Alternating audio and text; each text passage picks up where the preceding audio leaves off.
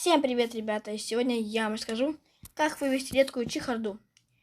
У нее есть 4 комбинации. Первая это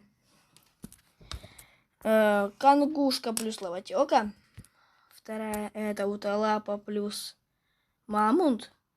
Третья это шерстебель плюс полизатор. И четвертая это винкер плюс лек-птица.